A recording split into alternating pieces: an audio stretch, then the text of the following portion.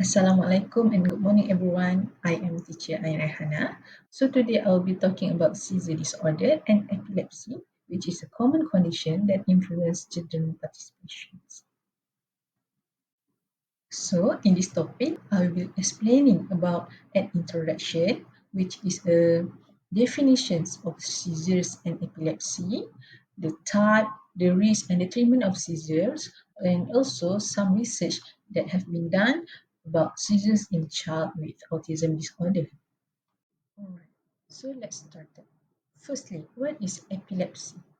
Epilepsy is a chronic neurologic condition of recurrent seizures that occur with or without the presence of other brain abnormalities. Meanwhile, a seizure can be defined as a temporary, involuntary change of consciousness, behavior, motor activity, sensation, or automatic functioning. Usually, provoked seizures occur frequently in children as a result of fever, acute illness, or CNS infection, and after traumatic brain injury. Next one, factors of seizures. There's a few factors that are attributed to seizures in our children. Firstly, epileptogenic focus. Epileptogenic focus is a seizures that starts with an excessive rate and hypersynchrony of discharges from a group of cerebral neurons that spreads to the adjoining cells. Secondly, seizures also can be attributed by previous scarring and structural damage or to hormonal changes. Seizures also can be affected or directly attributed to the factors that trigger the seizure. For example, acute factors often described are hypoglycemia, fever, trauma, hemorrhage, tumors, infections, and nausea. Many seizures, especially in children, have no discernible underlying disease and are therefore idiopathic. Idiopathic is a disease with no identifiable cause. Seizures are classified by their clinical sign or symptoms and electroencephalographic EEG characteristic.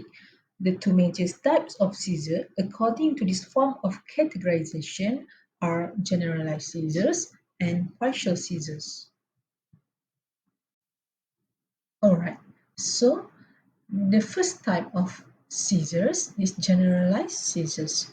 Generalized seizures involve the entire cerebral cortex and can be further divided into tonic-clonic forms, absence, myoclonic, and atonic forms of seizures.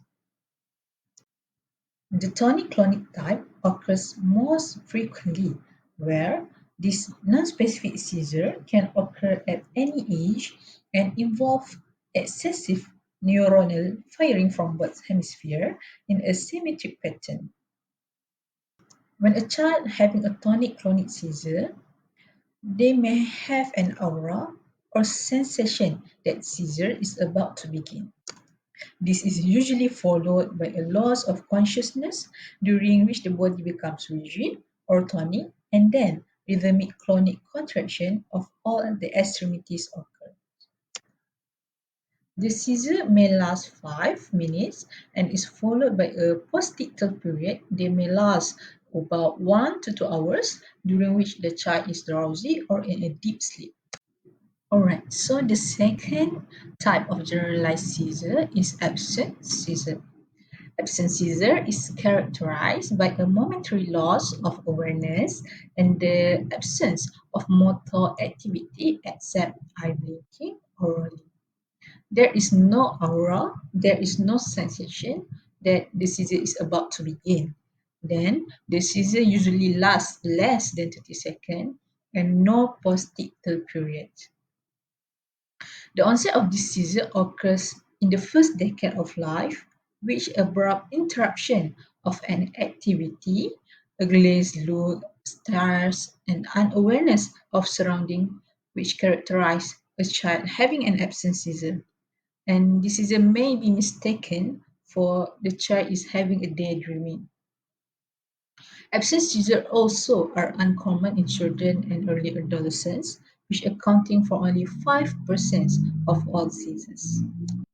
And lastly, the two other mild forms of seizure, of generalized seizure, are myoclonic seizure, which consists of contractions by single muscle or small group of muscles, and secondly, akinetic seizures, in which the primary problem is a loss of muscle tone.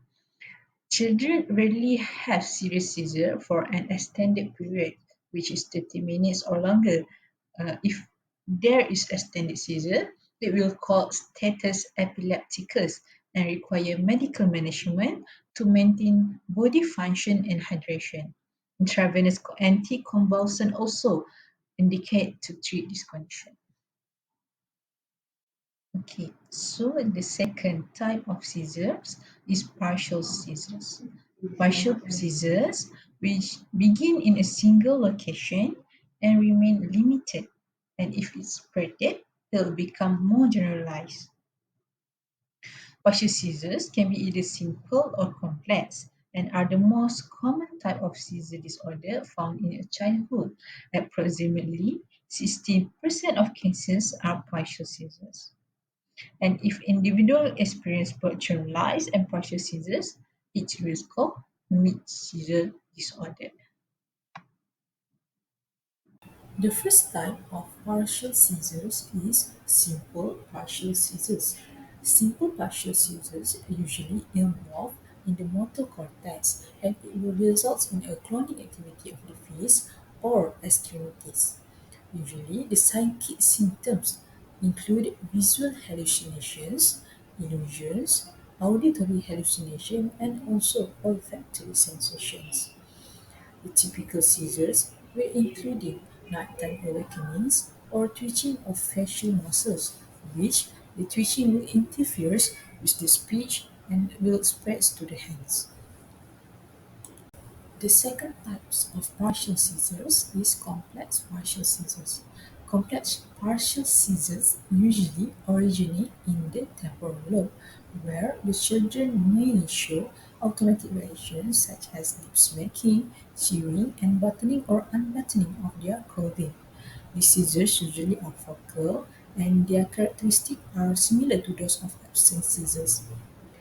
The individual may appear to be confused and disorganized, and may have sensory experiences such as smelling and tasting items not in the environment or hearing sounds of various types. A child who has a seizure must undergo a thorough evaluation to determine the factors that cause it. To look at a risk factor, the evaluation included a family history, medical history, and also developmental history, as well as an electroencephalogram to help determine the type of seizures. Seizures can be treated or controlled by a few treatments. The first one is anticonvulsive medication. It will be administered in attempt to control the seizures. This medication will increase the intensity required to trigger the seizure or eliminate the recruitment of surrounding cells. But the administration of anticonvulsive medication will have a side effect on the children, such as cataracts, weight gain, high blood pressure, pathologic fractures, drowsiness, hair loss or gain, nausea, liver damage, vomiting, gum enlargement, hyperactivity, anorexia, and lymphoma-like syndrome. Commonly, they will describe or they will prescribe medication include valproic acid, which is Debaki, phenytoin, dilantin, phenobarbital, and also zimid, and carbamazepine. But when we administer the anticonvulsant medication, to balancing the dosage is or can be a difficult process when it is often repeated at various times as the child grows and matures. This anti-epileptic medication is often withdrawn or reduced in dose if the child has been seizure-free with a normal EEG for at least 2 years. Withdrawal is done slowly and with caution, where the care workers are often asked to monitor the child closely during the withdrawal period. The next treatment that can be done to treat or control the seizures is by doing anti-epileptic therapies. So anti-epileptic therapies, one of the example is the ketogenic diet, which the child is carefully monitored the intakes of fats, sugars, and carbohydrates that forces the body to use fats rather than carbohydrates for energy and alters the neurotransmitters. So the urine will be monitored to ensure the adequate spillage of the ketones. But these therapies also have a short-term side effects, included metabolic acidosis and electrolyte disturbance, uric acid kidney stone formation, and also diarrhea and vomiting. So when to be terminated, these therapies can be terminated when the child has been seizure-free for a period of 9 months. If medication and anti-epileptic therapies cannot achieve to treat or control seizures, surgical intervention will be the last resort. So, surgical intervention is used if adequate control of the seizures cannot be achieved with medication. And surgical intervention that seek to cure epilepsy have been shown to be effective by reducing the seizure focus of the brain, particularly in complex partial seizure where arising from the mesial-temporal lobe. And this intervention called hemispherectomy, where it's involving the removal of the most one side of the brain. So palliative surgical intervention will be done if the mid seizures or the mid seizure that have onset that cannot be localized to one area or that arise from both hemisphere.